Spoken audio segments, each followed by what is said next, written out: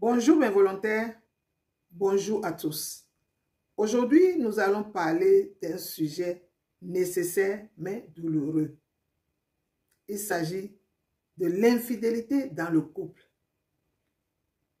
Vous savez, quand on aime sincèrement quelqu'un, on ne s'attend pas à ce qu'un jour, on soit blessé ou trahi par celui ou celle qu'on a choisi pour partager sa vie. Et parfois, la vie nous met à l'épreuve.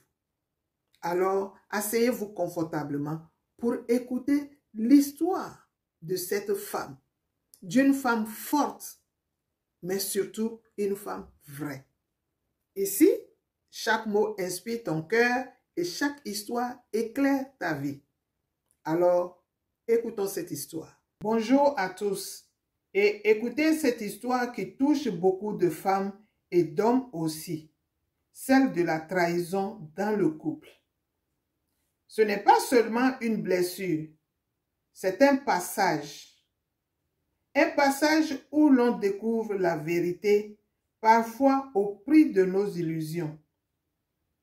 C'est l'histoire d'Adjoa, une femme courageuse, douce et pleine d'amour, qui a traversé la tempête sans perdre sa lumière. Adjoa avait rencontré Kwame lors d'un service communautaire. Lui, venu livrer du riz pour un orphelinat, l'avait remarqué derrière son registre, sérieuse et attentionnée. Ce jour-là, leurs regards s'étaient croisés et ce fut le début d'un amour sincère, fait de promesses simples et de rêves partagés. Ils s'étaient mariés avec joie et espoir.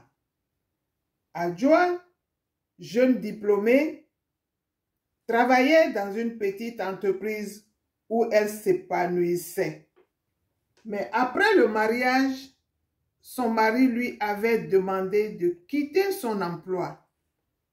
Il lui disait que son patron la regardait trop souvent et que cela le dérangeait. Adjoa, croyant bien faire, avait accepté par amour. Elle avait laissé son travail, pensant que ce sacrifice renforcerait leur couple. Elle s'était alors consacrée au foyer, remplissant sa maison de paix et de soins, heureux de bâtir avec l'homme qu'elle aimait. Leur premier enfant fut une fille, puis vint une deuxième. Deux petites merveilles, Aya et Naya, la fierté de leur mère. La maison résonnait de rire, de pas pressés et de berceuses du soir. Mais au fil des mois, quelque chose changea. Adjoa sentit une distance s'installer. Les regards de Kwame devinrent fuyants, ses paroles plus rares, ses absences plus longues. Le téléphone qu'il laissait autrefois traîner sur la table était désormais toujours verrouillé. Les soirées, soi-disant au travail, se multiplient. Et parfois, un parfum étranger semblait flotter sur ses vêtements. Adjoa essayait de se convaincre qu'il s'agissait de fatigue, de stress, de la routine. Mais son cœur, lui, savait que quelque chose n'allait pas. Un jour, une cousine de Kwame, venue rendre visite à la famille, fit sans le vouloir tomber une phrase lourde de sens. Elle mentionna d'un ton léger que Kwame parlait souvent de son petit roi lors des réunions familiales. Ce mot resta gravé dans l'esprit d'Adjoa petit roi. Petit roi. Elle n'avait jamais entendu parler d'un garçon. Cette nuit-là, elle ne trouva pas le sommeil. Le doute, comme une ombre, se glissa dans son esprit et ne la quitta plus. Les semaines suivantes confirmèrent ses craintes. Kwame devenait nerveux, évasif. Adjoa observait tout en silence. Elle voulait une preuve, mais elle redoutait de la trouver. Et puis, un dimanche, le ciel s'effondra. Étant dans la chambre de l'une des filles, elle surprit une conversation entre Kwame et sa cousine. Il avouait d'une voix ferme qu'il avait une autre femme. Une femme qui, disait-il, lui avait donné un fils. Il ajouta que si Adjoa n'avait pas quitté son travail, peut-être les choses auraient été différentes. Et qu'au fond, il en avait assez de n'avoir que des filles. Ces mots-là, mes chers volontaires, furent comme un poignard dans le cœur d'Adjoa. Elle sentit le sol se dérober sous ses pieds. Toutes les années de sacrifice, de patience et d'amour semblaient soudain balayées d'un revers de main. Ce soir-là, Adjoa ne cria pas. Elle ne fit pas de scandale. Elle resta longtemps seule dans le silence, le visage entre les mains, laissant les larmes couler.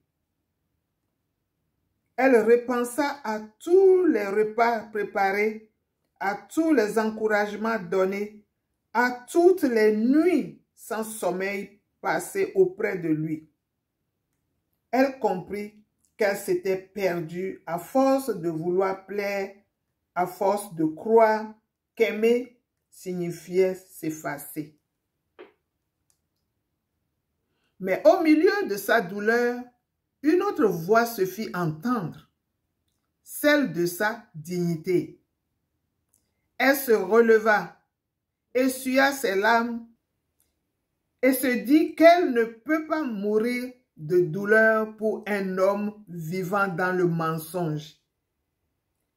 Les jours suivants furent difficiles. Kwame chercha à se justifier, parla de tradition, de la pression familiale, de la lignée. Mais pour Adjoa, ces excuses ne sont que des ombres derrière lesquelles il cachait sa faiblesse. Elle choisit le silence, puis elle choisit la distance. Elle décida de reprendre sa vie en main. Elle ressortit ses diplômes, actualisa son CV et chercha du travail. Dieu, dans sa bonté, lui ouvrit une porte plus grande que celle qu'elle avait fermée. Elle obtint un poste de responsable dans une entreprise reconnue. Quand elle reçoit son premier salaire, elle leva les yeux au ciel et dit, « Seigneur, tu m'as relevé. » À partir de ce jour-là, Adjoa devint une femme nouvelle.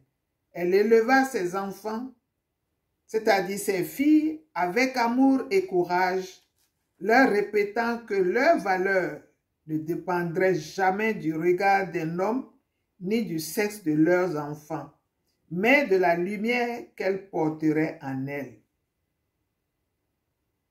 Kwame revint plus tard, plein de regrets, cherchant à réparer ce qu'il avait brisé. Mais Adjoa n'était plus la même. Elle n'avait plus la colère d'hier, mais une paix ferme, une force tranquille. Elle le regarda et lui fit comprendre sans haine. Tu as détruit mon amour, mais pas ma valeur. Et dans ce pardon sans retour, elle retrouva sa liberté. La trahison ne tue pas, elle révèle. Elle révèle qui nous étions, qui nous aimions et surtout qui nous sommes vraiment. Adjoa a compris que l'amour sincère ne se commande pas. Elle a transformé sa blessure en lumière. Et c'est ce que je recommande à chacun de vous, à quelqu'un qui est blessé, à quelqu'un qui a été trahi. Que vos blessures deviennent des leçons, que vos larmes deviennent des âmes et que votre cœur reste ouvert même après la tempête. Ici, chaque mot inspire ton cœur et chaque histoire éclaire ta vie. N'oubliez pas de partager, de liker et de t'abonner aussi à la chaîne si c'est la première fois que tu es ici. Sur ce, je vous dis au revoir et à la prochaine. Bye.